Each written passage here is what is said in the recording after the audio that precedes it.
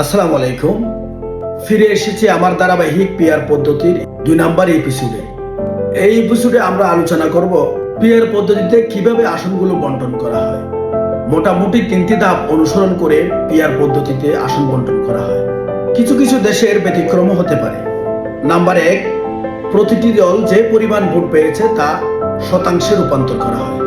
2, এই শতাংশ অনুসারে সে দলটি কতটি আসন পাবে তা গণনা করা হয়।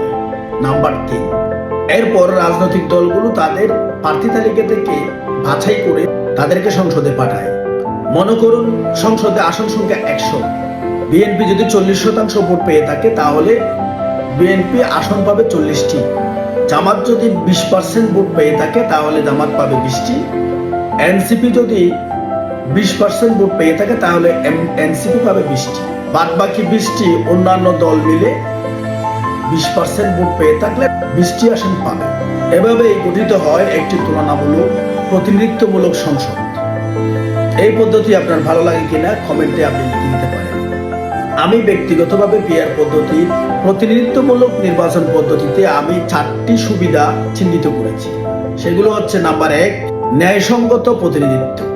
যেহেতু ভোটের অনুপাতে আসন বণ্টিত হয় সেহেতু প্রতিটি দলের ভোটারদের কণ্ঠস্বর সংসদে গিয়ে পৌঁছায়।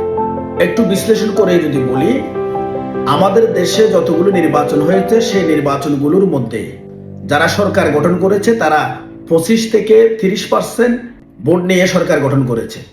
তাহলে দেখা যায় 75 থেকে 70% যে রাজনৈতিক দলগুলো ভোট পেয়েছে তাদের কোনো প্রতিনিধিত্ব বিগত সিস্টেমে সংসদে ছিল না।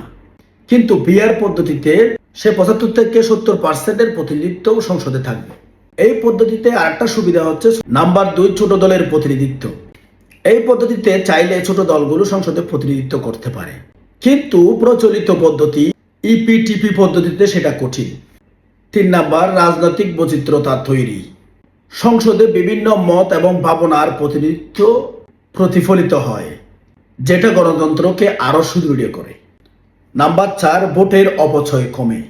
পিআর পদ্ধতিতে ভোটাররা যে ম্যান্ডেট প্রদান করেছে সেই ম্যান্ডেটের কারণে যদি তার প্রার্থী নির্বাচিত নাও হয় তথাপিও সেই ভোটগুলো পিআর পদ্ধতিতে গণনা করা হয়।